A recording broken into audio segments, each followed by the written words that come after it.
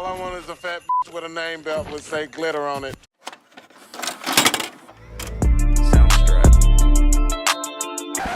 Soundstripe.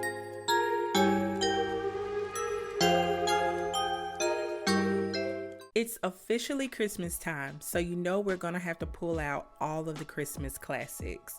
I knew in order to do this one, we had to do Next Friday first. And honestly, this is my least favorite movie out of the Friday franchise. It has its funny moments for sure, especially the random one-liners from Mike Epps, but it was a bit too repetitive for me. We'll get to that though. While watching this movie, I noticed a few things, and you know it's time to talk about it. So let's get into it.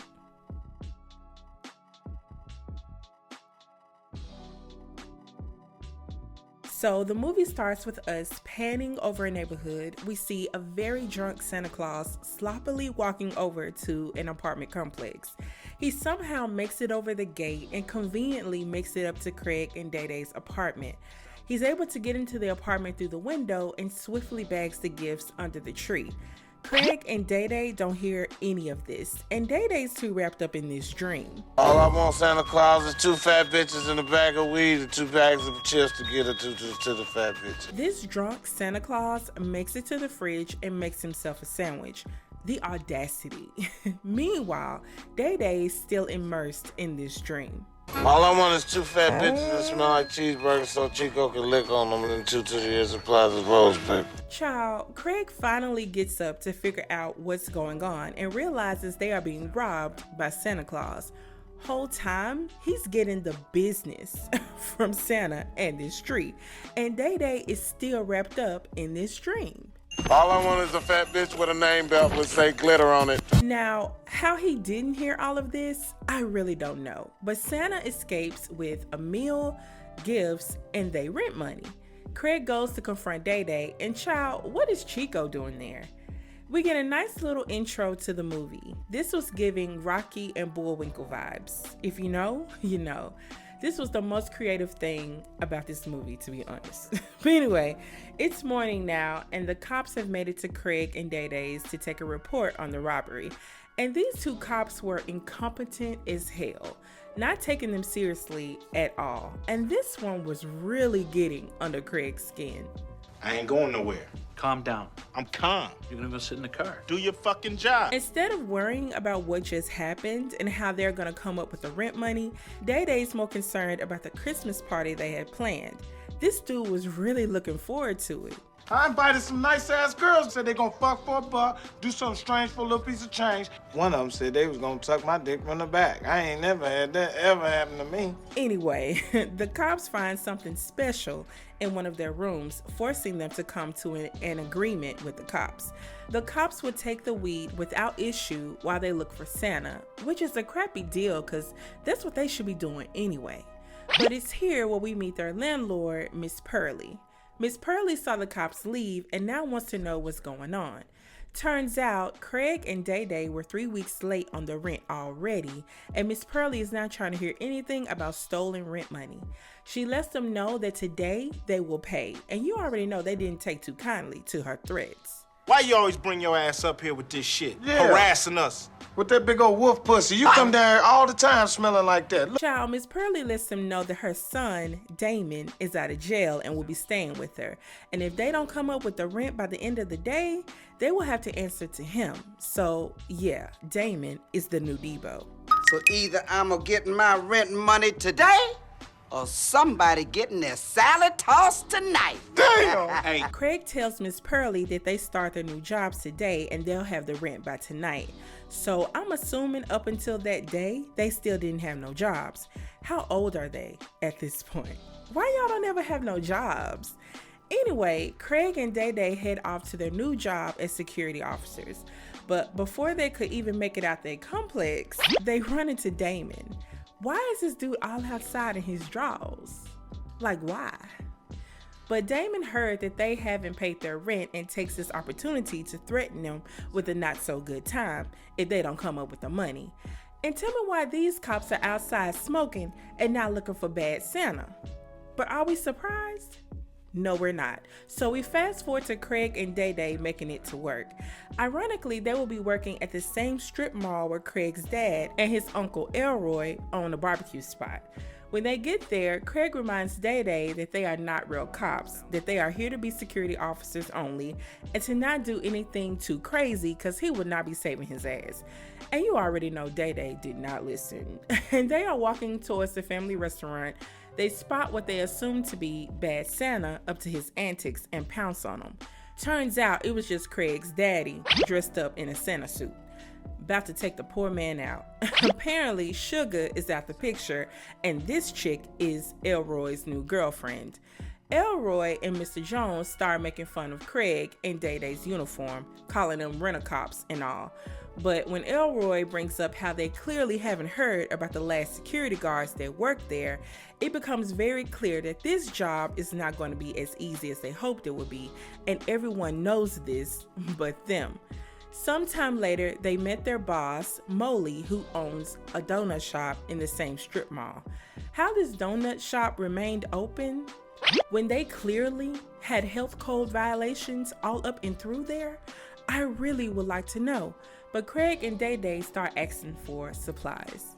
When we get our guns? Oh, no guns. You are a top-flight unarmed security guard. You guys are supposed to be big, tough guys, huh? You don't need all these gadgets, huh? So their new boss takes them on a tour of the premises as he's showing them around a strip mall that they should already know by heart since their parents own a restaurant there. We are introduced to the new love interest in this film, Donna. Donna works at Pimps and Hoes, a clothing store owned by her boyfriend, Money Mike. Molly also makes a point to tell them not to let anyone hang out in front of the liquor store. As the tour concludes, Craig asks Molly about the last security guards, and again, this is not addressed. Red flag.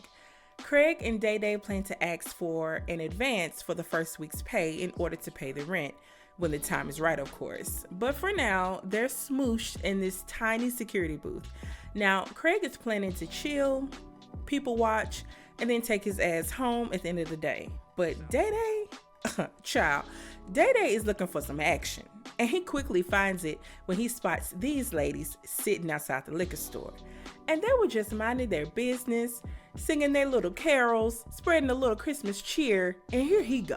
Y'all hoes gotta get out this corner with this. Wait a minute, Day Day. You can't talk to these old ass ladies like that. Oh! Now, I ain't no killer, you understand me? Okay. But don't you push me, don't you touch me.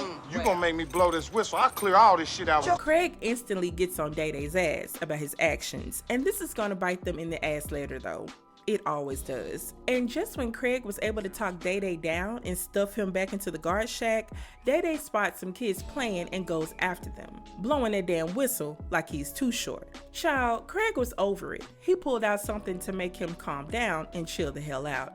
His ass needed it terribly, but they were only able to take a couple of puffs before they were spotted by Uncle Elroy. Elroy takes a few puffs as well, and shortly after, they all get the shock of their lives when Bad Santa makes another appearance out of nowhere.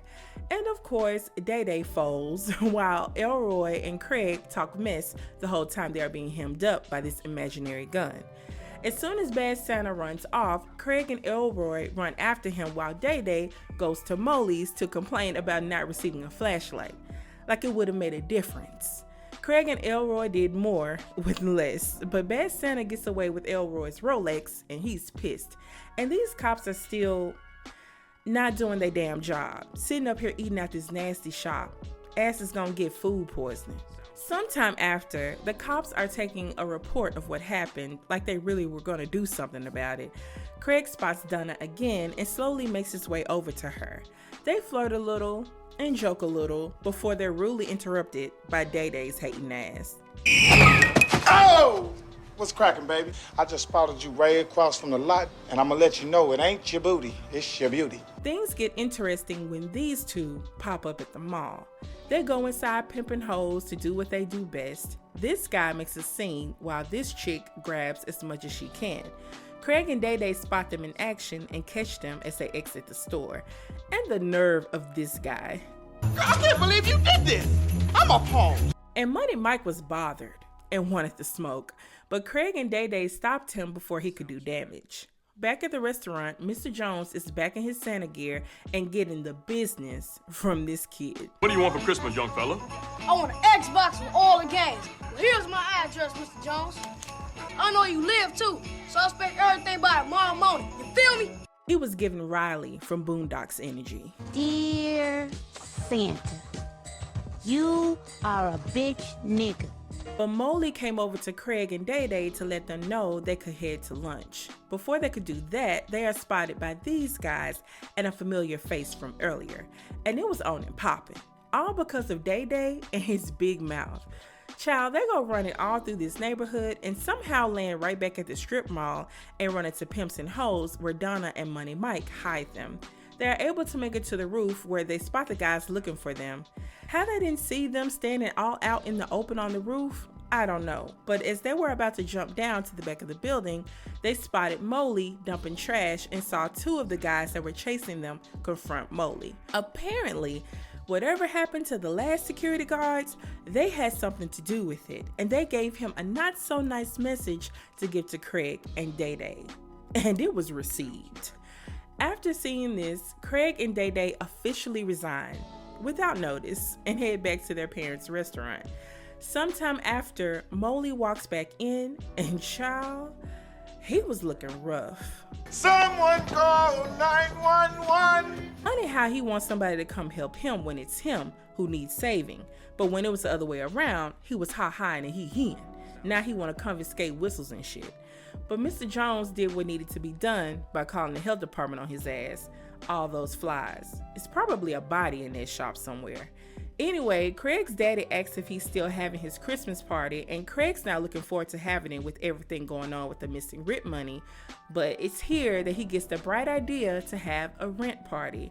And it's at this rent party where we reunite with this shiesty character. Hey, y'all, everybody, Merry Christmas, Nookie, from Pinky Knuckles. Instead of donating to the cause, Pinky brought 3 women to spice up the party. One of them might look real familiar to you. We see you, Miss Angela. Meanwhile, Miss Pearly sees that Craig and Day Day are having a party, and you already know she don't like that. Her son Damon is at this party hugging the wall. Craig tries to urge him to flirt with some ladies and have a little fun. He wasn't interested, but he soon would be because Donna and Money Mike show up to the party, and Damon finally sees the flavor he's been looking for. Introduce me to your friend, Craig. Testosterone problem. Shortly after, Money Mike excuses himself to the restroom, and Damon wasn't too far behind. Child, he's very determined to get what he wanted, but Money Mike wasn't with it. And Day Day is still hating on Craig and Donna from the sidelines. Craig and Donna head into his room so they can talk and get to know each other, but you already know who came and interrupted that. No! No! Don't do it! You got some condoms? Get the fuck out of here. Meanwhile, Craig's daddy has the shit. Shocking. And since Damon and Money Mike are holed up in the bathroom, he has to go ask Miss Pearly to use hers. And she was really grateful for the company. Tell me why Money Mike had fainted and had been laying on this floor this whole time. Poor baby was overwhelmed. When he finally came to, child, he had to think fast and he quickly found a painful way to gain control.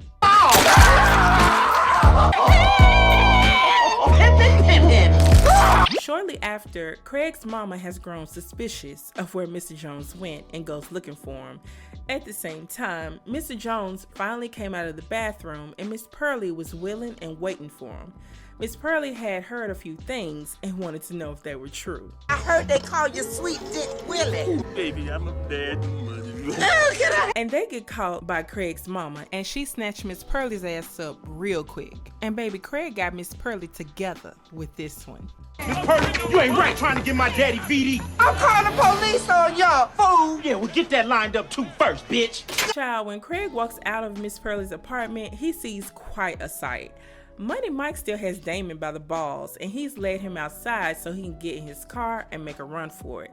He tries to get Craig to hold the pliers while he makes a run for it, and Craig wasn't with it. Day Day's hating ass was still trying to flirt with Donna, who is not here for him at all. He has yet to catch a clue. But Craig finally agrees to help Money Mike, and it's all in vain because Donna drives off the minute Craig lets go of Damon. Now Money Mike is running like Forrest Gump all over Compton. It's here where Craig and Day Day spot Bad Santa and head after him. This dude has set up camp in this abandoned house. He's got a tree, all these stolen presents. He even stole electricity from somebody. But Craig and Day Day finally get him, and Craig returns the favor with the tree and knocks his ass the fuck out. Momentarily, because he gets away and makes a run for it, but he's snatched up eventually by these guys. And when Craig and Day Day run through this house, they get caught up by everybody, catching all type of strays. And this Bad Santa is still running. And just when it looks like he's getting away, Didn't I tell you I was gonna fire your ass if you hit something else? child, once they're Sign of Life, Pinky gets out of there and Craig and Day Day spot him laying in the street. You already knew this was coming. You got knocked the fuck out, bitch! Craig and Day Day are able to get their rent money back along with their presents. Money Mike is still getting chased by Damon around the hood. Miss Pearly is still hating from the outside of the party and calls the cops on them. And the same cops that have been having a hard time doing their job this whole movie show up, but all they wanted was more weed. Child. But at least Craig and Donna finally. Yeah. And that's the end of the movie. And here are my final thoughts. Tell me why Craig and now Day Day can't ever keep a damn job. And why Mr. Jones always running for the toilet. And why do we need a Debo-like character in the third installment? Anyway, like I said before, Friday After Next is my least favorite out of the three, which means nothing because it's plenty of people who prefer this one over the other two, just like some prefer Next Friday or even the OG Friday. What I can say is Mike Epps carried per usual. Ice Cube and Mike have undeniable chemistry on the screen. It's like we're watching two homeboys who grew up together make a movie. And this chemistry flows over to John Witherspoon and even Don Curry. It's a magical team. But as far as the movie goes, I still don't understand how Day Day didn't hear all that commotion in the front room. Even if he did hear what was going on, I doubt he would have did anything about it. We all know his ass was scary, and he did what a lot of scary people do when they get a little dose of power. They go completely overboard. And all this dude had was a whistle. Could you imagine how the day would have went if he had a pistol or even that flashlight he begged for? I couldn't imagine. And how did all of Compton get robbed by a drunk ass Santa? Like, how was that even possible? But I ain't gonna lie though, he had mad defensive skills and legs because dude was running. And then we had cops that were too busy getting high and eating donuts at that questionable ass shop to care about catching his ass. And another thing, what was in that shop that was drawing all those flies in? Dude got a chop shop going on in the back. You can't convince me otherwise. I wish they would have made Cat's character a villain. I feel like he was underutilized in this film. He could have brought so much more to this movie. All in all, it's still a good watch and forever a part of the culture. Anyway, that's it, y'all. Thanks for watching this review. Please like, comment, and subscribe if you haven't already. As for the next review, all I'm gonna say is 2007, Black Hollywood faves, and baby, the Get Back was extra slippery, and we love to see it. See you next time, you guys. Bye.